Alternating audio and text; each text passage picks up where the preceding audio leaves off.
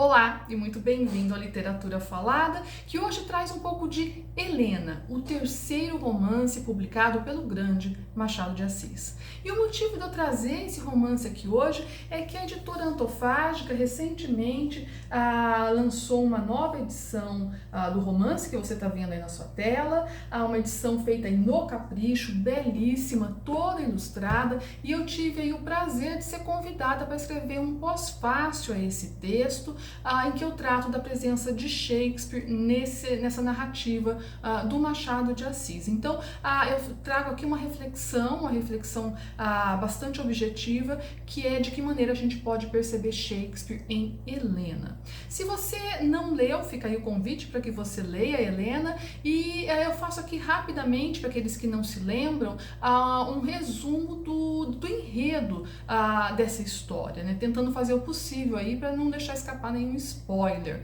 Bom, a Helena trata da história de Helena. Quando o conselheiro Vale, que morava com a irmã Dona Úrsula e o filho Estácio, morre, ele deixa um testamento. E quando esse testamento é aberto, se descobre que lá ele assumia a paternidade de uma adolescente chamada Helena, deixava para ela uma parte da sua fortuna e pedia para que ela fosse acolhida na casa da família. Então, isso é feito, né?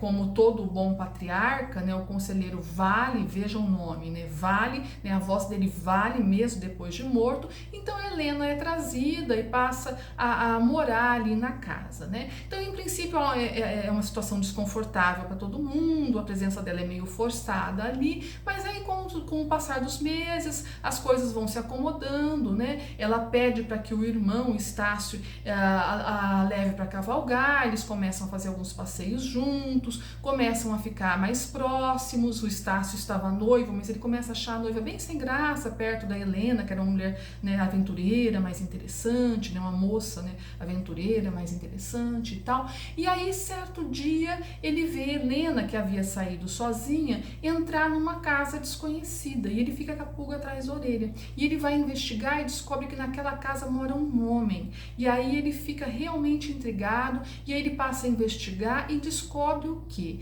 Que Helena, na verdade, não era filha do pai dele. Ela era filha do Salvador, que é o homem que morava naquela casa, e que a mãe da Helena era amante do pai dele, havia deixado o marido, né? Então, que o conselheiro Vale havia reconhecido Helena para ajudá-la, né? Visto que naquela época ela era a filha de uma mulher separada, enfim, né? E aí, né, nessa altura, ele se descobre, então, apaixonado por Helena. E Helena, a gente já vai percebendo que também já estava apaixonada por ele. Mas aí eles vivem um amor impossível, porque legalmente, perante a lei, perante a igreja, quer dizer, ela é reconhecida como filha do conselheiro Vale e, portanto, irmã de Estácio.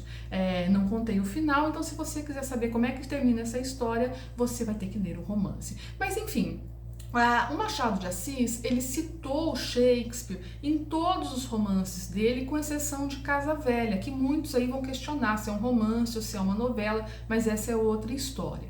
Enfim, e ele sempre cita, a peça mais citada por ele nos romances foi Otelo. A peça mais citada por ele nos contos foi Romeu e Julieta. E isso eu cheguei a essa conclusão em uma pesquisa que eu desenvolvi alguns anos atrás sobre a presença de Shakespeare na obra de Machado de Assis, e que resultou no livro que você está lendo aí vendo aí na tela.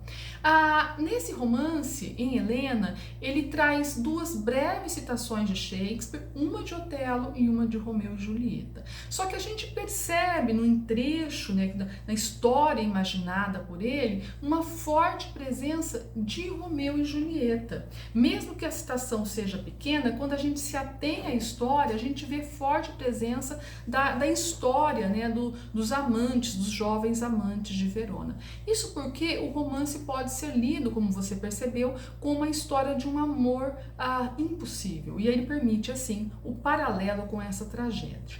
Mas deve-se observado que Machado recontextualiza o referencial shakespeariano, ou seja, ele retoma o contexto trágico de Romeu e Julieta, o ciúme, o amor impossível, e o insere em uma situação típica brasileira, uma história de amor frustrada que se passa no seio de uma típica família carioca abastada, que, como eu disse, a voz do patriarca é tão forte, tão eficaz, que ecoa do além-túmulo, e o desejo do conselheiro Vale prevalece mesmo depois de morto.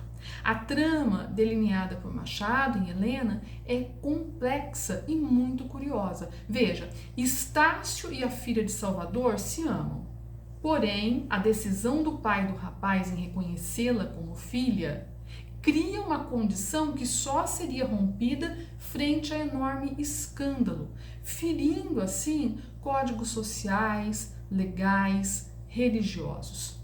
Deve ser percebido ainda que antes da morte do conselheiro, a Helena e o Estácio nem sabiam da existência um do outro. Eles só se encontram e se apaixonam em virtude do ato do patriarca, que, portanto, possibilita que o amor aconteça, ao mesmo tempo em que impede que eles se realizem em união. Veja que é aí um nó, né? Uma situação muito difícil de ser conciliada, né? E trata-se, por fim, de um conflito que naquela conjuntura se mostra insolúvel, impossível de ser solucionado, que é um traço que caracteriza, afinal, todo conflito trágico. Em Helena, a gente acompanha uma história de amor que surge dentro da impossibilidade. E à semelhança daquela de Romeu e Julieta, imaginada por Shakespeare, ela nasce fadada ao infortúnio, uma vez que se esbarra em entraves poderosos e que as transcendem. Apesar de diferentes, na tragédia de Shakespeare as famílias são inimigas, são rivais, há nas duas situações fatores externos e maiores que os amantes e que os impedem de viver o seu amor de maneira plena. Sem querer aí me esbarrar em nenhum spoiler, trata-se de uma situação que nesse romance, no terceiro romance de Machado, vai se mostrar realmente irreconciliável, né? Mas é muito interessante observar que nos romances da maturidade do Machado, eu cito aqui Dom Casmurro e Memorial de Aires, também Shakespeare será retomado, Otelo e Romeu e Julieta, mas a partir de uma perspectiva outra, em que o trágico surgirá reconciliado, em que os conflitos serão acomodados dentro de uma lógica que acomode aí os desejos e os anseios, especialmente de quem está à frente de certo poder familiar.